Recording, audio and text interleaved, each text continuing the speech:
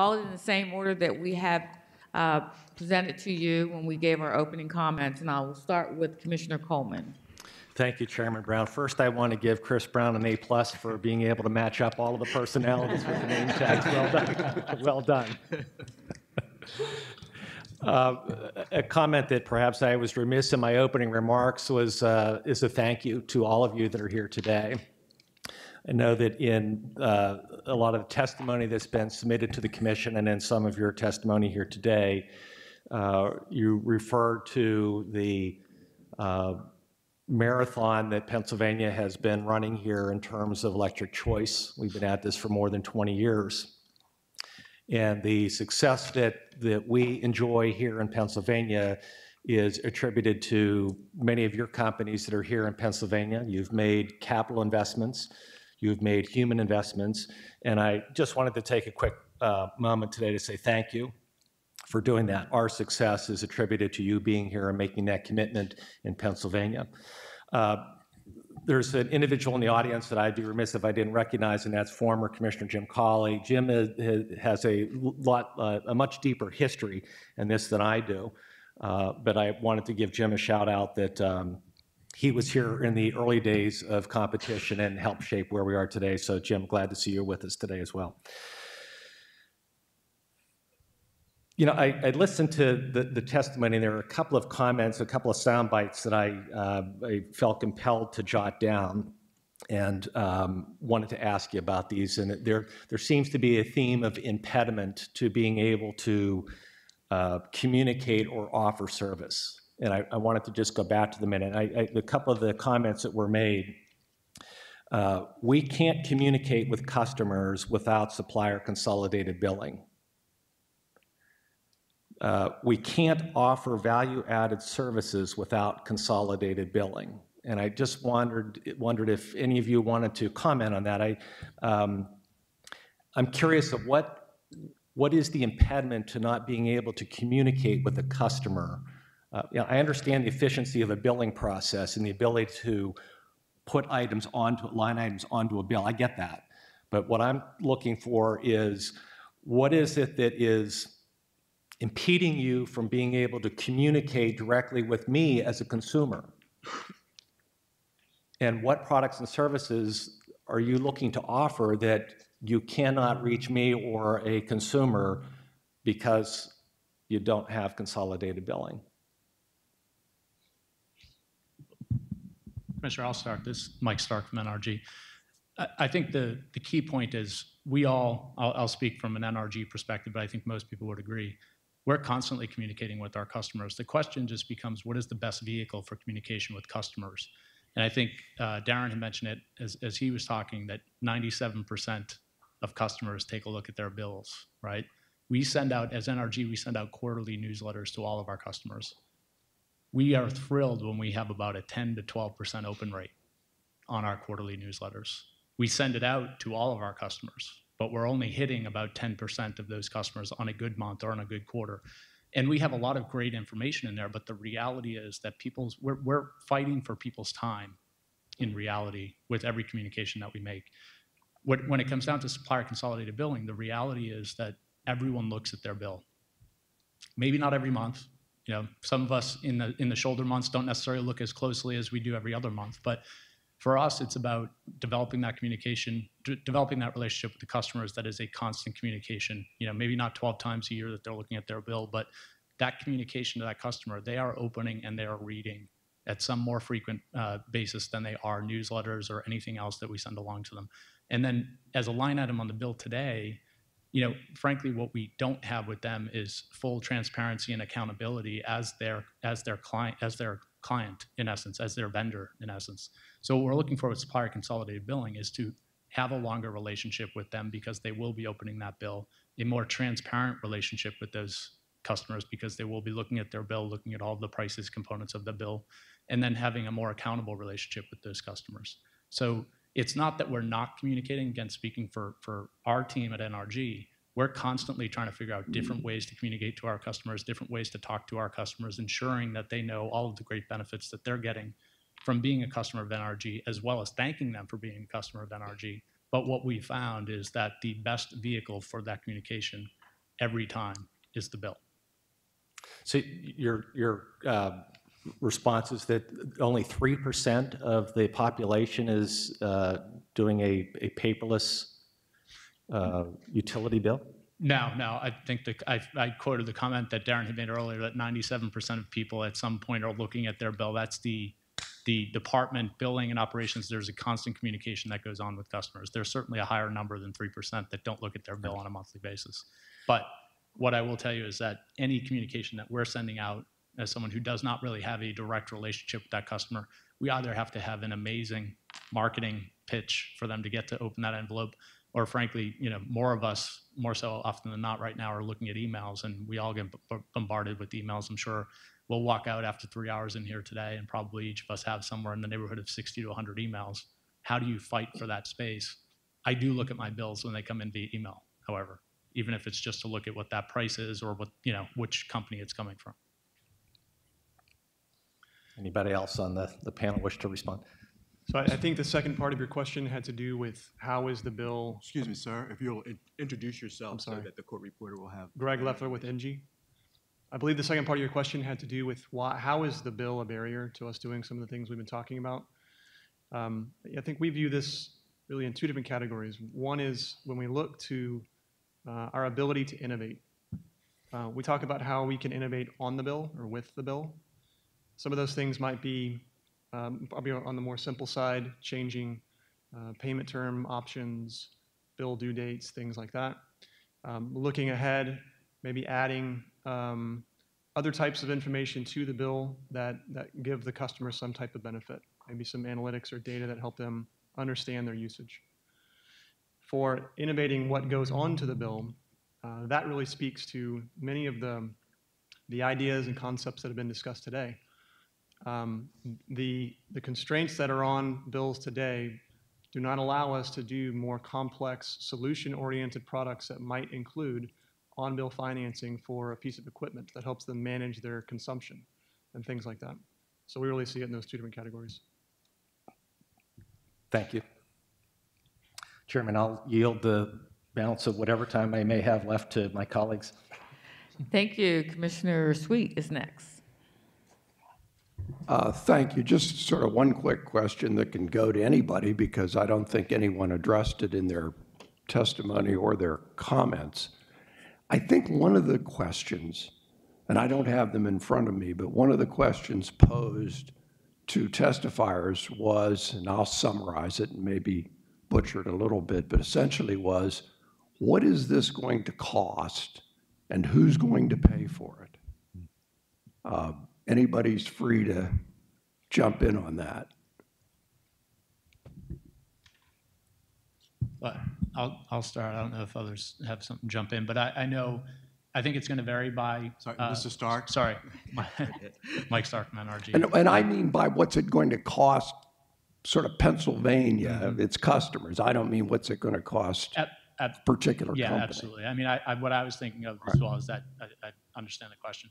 I think that's something that we do need to work through. I think it's going to vary. My understanding is probably vary by utilities and figuring out what that overall cost would look like, and then figuring out what that payment would look like. But for instance, I think with we've already started conversations with some utilities that it could be in the $4 million range, for instance, to have supplier consolidated billing set up, and figuring out how to pay for that. That would be something that I think we would work through and talk through as part of this proposal. But there's a benefit associated with that as well. So there's a cost associated with it, and there's the benefit to the ratepayer base as well in the ratepayers. So we have supplier consolidated billing and innovation that we've talked about here today. We also have benefit to some of the customers who wouldn't necessarily be partaking in supplier consolidated billing, whether it's through some of the demand response type of products that Greg mentioned earlier on and Duncan had mentioned. We think that there's benefit. We have to work through kind of what is the cost of those things and the benefit as a group. We believe that the benefits far outweigh the cost. Commissioner, this is Darren Faunenstill on behalf of RISA. In Texas and also in Pennsylvania, currently to be able to bill, we send an EDI transaction to the utility, whether it's rate ready or bill ready. So those same EDI or similar EDI transactions are used in Texas. in order to be able to communicate the usage. So for example, Encore, one of the utilities in the north of Texas, there are different utilities in Texas, they'll send the usage. They're the ones still responsible for the poles and wires. They own the meter. They read the meters. They're advanced meters, so they don't even have to send a truck out anymore to physically read. But they send an EDI transaction to us. We simply get the usage, and then we bill the customer accordingly, and we construct the bill. It really is no different here. It's just you'd be reversing that EDI transaction. Will there be a certain amount of implementation cost? Yes. But on the back end, with us owning the supplier consolidated billing and the actual cost of mailing or communicating with the customer, we will bear those costs as part of our rate design and our product design when we communicate with customers. And of course, we'll create efficiencies like customers who prefer to get an app or a portal where they could go get their bill if they want it delivered that way. It's whatever that customer wants. Some customers are environmentalists and they don't want a paper bill. For them, that's anti-environment. But the bottom line is that there's already an existing infrastructure that certainly would need to be adjusted, but it's not something that needs to be built from the ground up that's going to cost the hundreds of millions of dollars that I think is a parade of horribles that you're hearing about. Do I have an actual dollar amount? No. But do I think it's going to be what you're hearing in some of the comments? No, I don't think that either.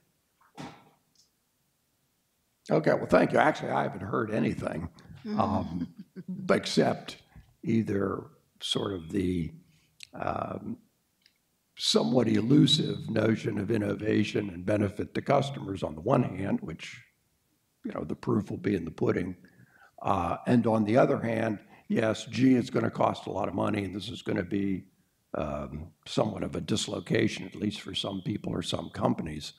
And I'm just trying, because the job we have is to balance those costs and benefits that you mentioned and decide whether the benefit is worth the cost. Absolutely.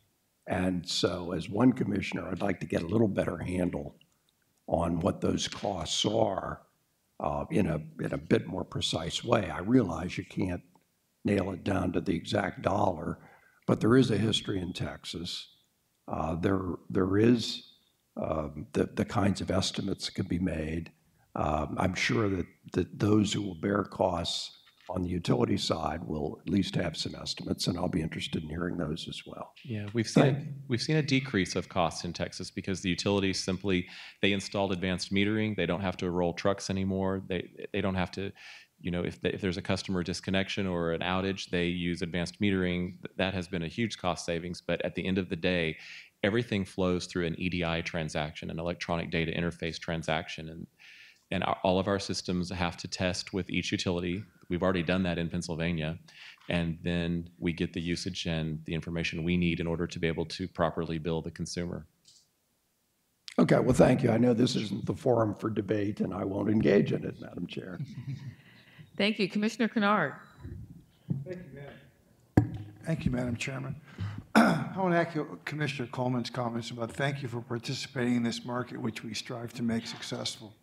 Following up on Commissioner Sweet's line of inquiry, there was in the comments a statement about Constellation, representation in Maryland about the PICO costs were somewhere around $4 million. What was included in that?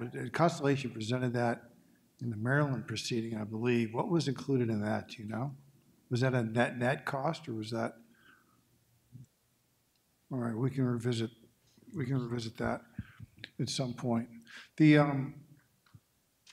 The information, will you get more information under supplier consolidated billing? So you send EDI information to the EDC so they can bill.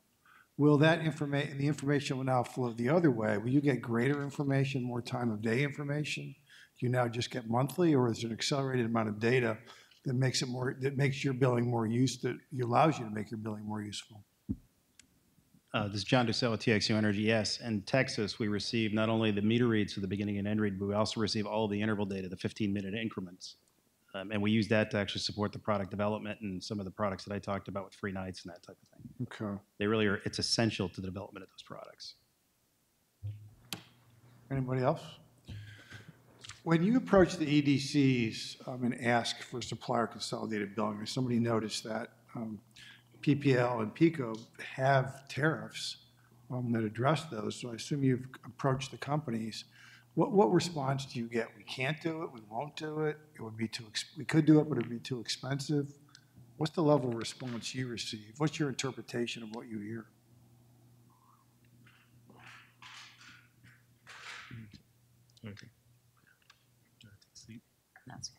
May I take that, Surely, Commissioner? Counselor. This is Karen Mowry, representing the EGS SCB Coalition. You asked about the existing supplier tariff provisions and whether they can be used Yes. to offer what's being proposed now. They were developed over 20 years ago, and they would need to be definitely updated to reflect the structure that's being proposed by the various suppliers now. We have at least spoken with one EDC already about, some of the details that would have to be addressed. We met with PICO earlier this week. But the bottom line is, even though they have supplier tariffs on file, they would need to be further developed in order to move forward with SCB. They would have to have some of these EDI transactions developed that Darren referred to, the reverse EDI. So it wouldn't be like we could just go in there today and say, hey, you have a supplier tariff provision on file, we want to start offering it. There's not any commission rules yet to support it either. So the tariff doesn't have a lot of detail. It sets forth an obligation to provide the service, but none of the details of how that gets done. That's a good characterization of it. Okay. And that $4.6 million that was estimated by PICO for costs, that was IT and call center training. So it was $4.6 million, which is about $3 a customer. Okay, thanks.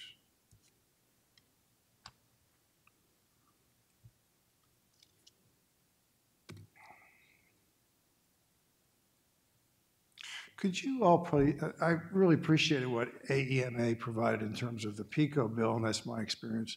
In the PPL, I get a little postage stamp logo of my EGS, and it's on the third page, and it's very small print, and there's nothing more in there. Could you all that participate in jurisdictions that have supplier consolidated billing submit examples of your bills for the record? I think would be helpful for the commission to see the services you're talking about being billed the way they appear on the bill.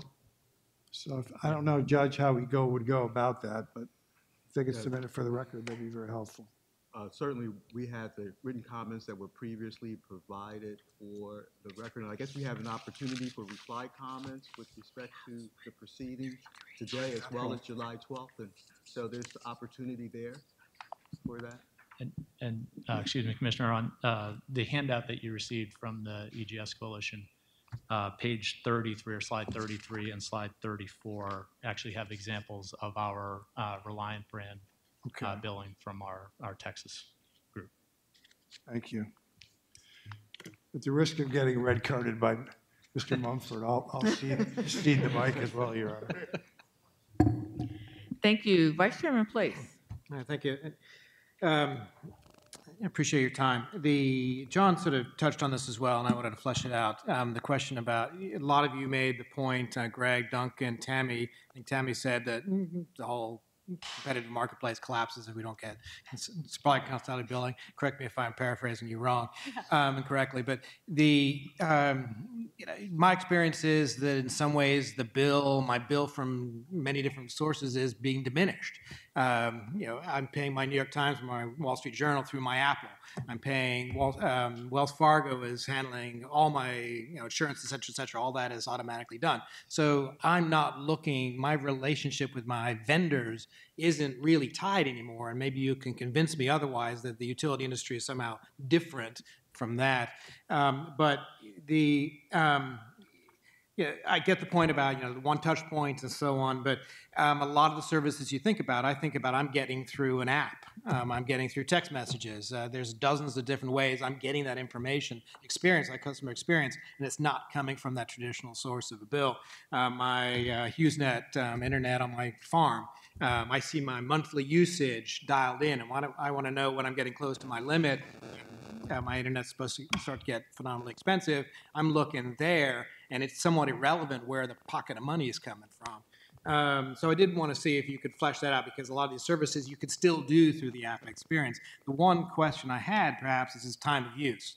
I can see that as being perhaps a challenge, and maybe you can, that's in many ways, this long digression, is speak to me about the challenges of trying to put time of use in place. Is it a challenge? Or is there simple flow through with getting the EDI and the 50-minute incremental data that you'd be able to build a time of use product that's on bill from a utility consolidated bill? Commissioner, this is Darren Fawnin, still on behalf of RISA. You heard many of the speakers today talk about one type of, I guess you could call it a time of use bill. I would call it flat billing. But for example, some providers in Texas have a flat bill. It's $100 for X amount of kilowatt hours in a given month, let's say. Consumers love that product in Texas because they want to manage their budget. They don't want to have to worry about it fluctuating, especially millennials.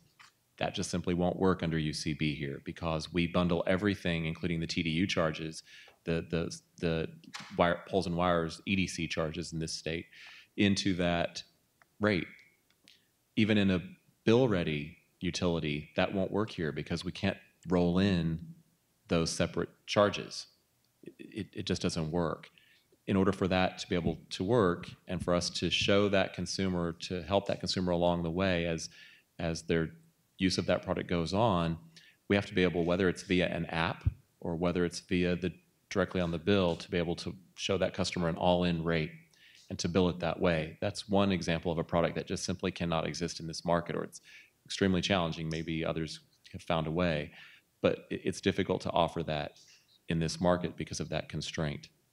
You're right that we can communicate via an app, but consumers really don't communicate with you via an app when they then get a separate bill from another entity altogether. It's sort of like saying, well, I can order through Amazon, but my relationship's really with FedEx, who's delivering the package. And that just doesn't work. That's not who you think of when you're buying from Amazon.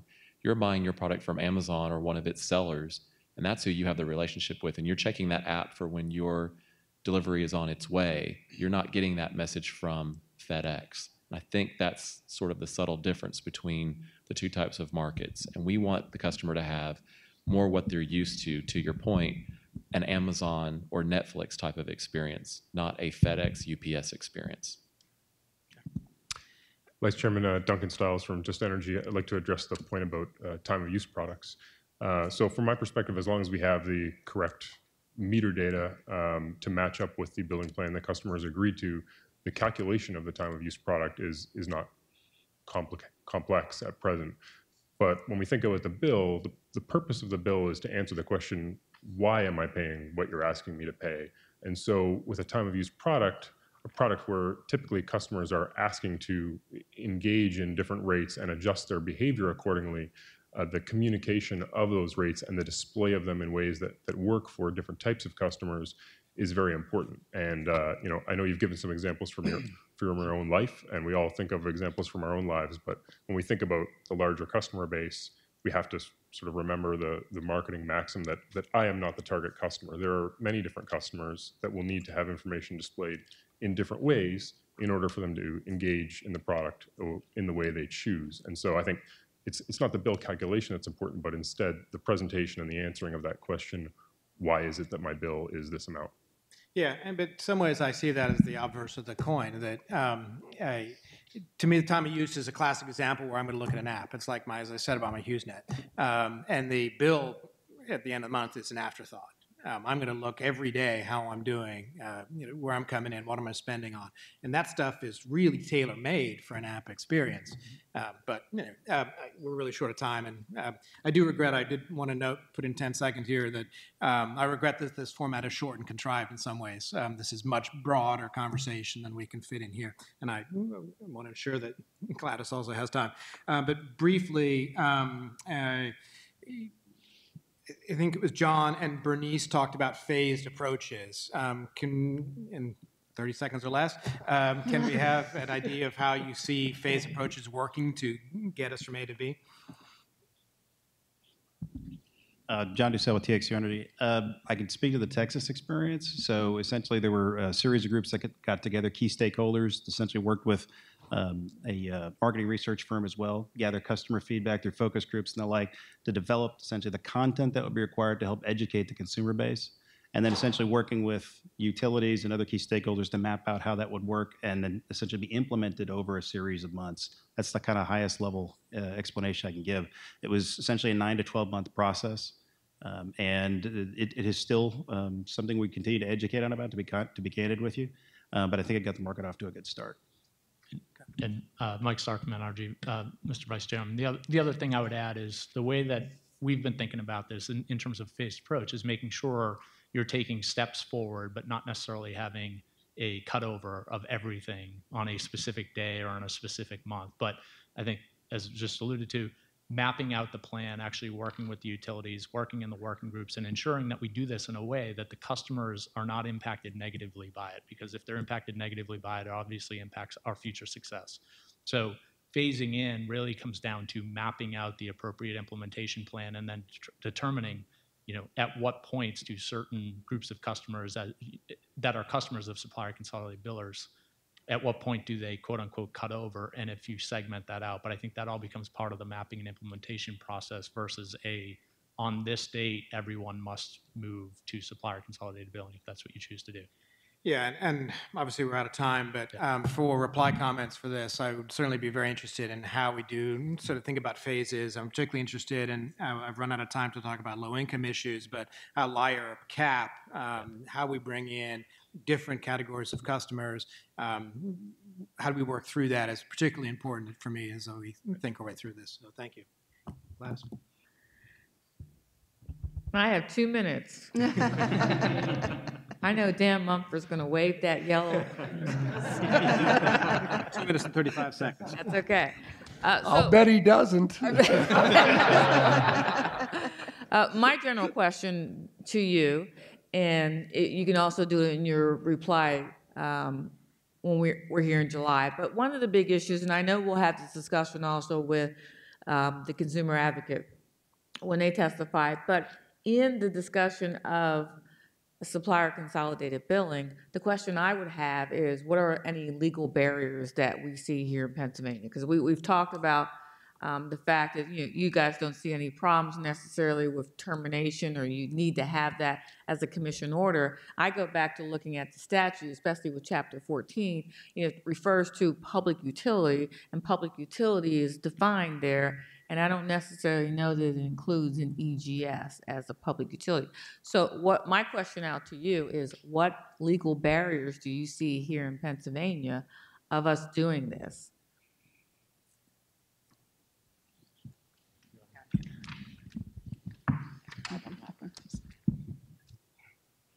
Karen Mowry for the SCB Coalition.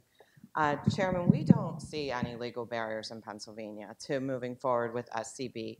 You specifically bring up Chapter 14 and how it mentions public utilities. And it does impose all of those standards on public utilities, but the Commission has authority under the Competition Act, and I can get the citation for you later, it's in our comments, but there is a provision there that says that the Commission has authority to impose any requirements that it feels are necessary for the protection of the public on suppliers. So we think that's a pretty simple fix to that question. Also, everything in Chapter 14 is pretty much, there's a couple exceptions that are minor, but pretty much mirrors what's in Chapter 56. And the Commission already requires suppliers to comply with Chapter 56. That's right in their licensing orders where it says that they have to do that.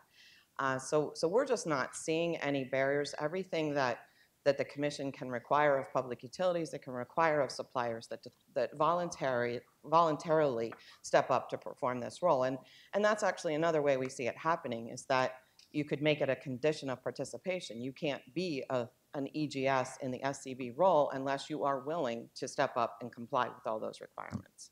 Okay. Thank you. So I need to slip in another question here. So Should one of the other products is, I saw the list of products, and people have talked about the different products, including the flat billing, but also prepay. So with the flat billing and prepay, my question to you are, what do you see in terms of your demographics, people that take advantage of these type of products that you're offering in those states that you offer these products? Is it a certain, is it more low-income persons or something of that nature? I'm really interested in that. Chairman Bernice McIntyre, WGL Energy Services. We do offer a flat bill in Maryland, District of Columbia, and in Virginia on the gas side, and that we find that our residential customers as a group, we don't go into demographics per se. People who are interested in signing up for our services sign up for them. Okay. So we can't tell you exactly how much their income is, but that is one of our most popular bills, one of our most popular products, because it does allow a person to smooth out over time, and that's the product where we're including both the commodity charges and the distribution charges, because the utility in that utility was willing to do that into that package. So it's a very popular product, and I think it's harder to do without the utility agreeing to it. And I also think, because in Maryland, this whole issue of supplier consolidated billing is presently being discussed, that there are some needs to flesh out for today how the commission wants that kind of a product to be offered. So I think that there's precedent, at least in Maryland and those jurisdictions that I talked about, for lots of residential customers from, I would assume, different incomes, although I don't know, to sign up for that. Chairman Duncan Stiles from Just Energy. I'd like to address the prepay question.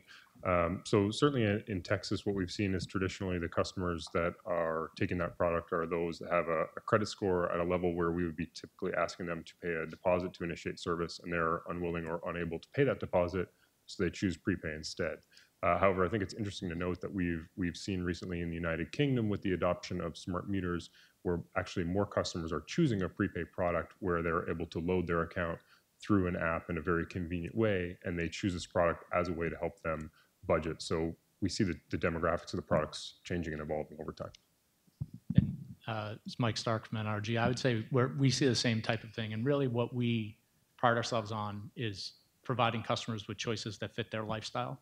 And we just are looking to offer them more options, and they get to choose which option it is. I think about prepay, and I think about many of us probably use prepay today for our cable bill, which I do today because I didn't want to go through a credit check or do any of those things, not for any other reason, as I just didn't want to give my social security number out, as an example. Mm-hmm. So you're offering customers with choices to fit their lifestyle and however it is that they want to choose their services. And that's what we pride ourselves on in terms of the types of products that we build and the types of products I believe we'll be able to build here in Pennsylvania if we have supplier consolidated bill. You can go ahead and wave it, Dan. Yeah. I know I'm over. Okay. Thank you very much. Thank you, Chairman and Commissioners. We have a scheduled break until 3 p.m., so we will recess until that time.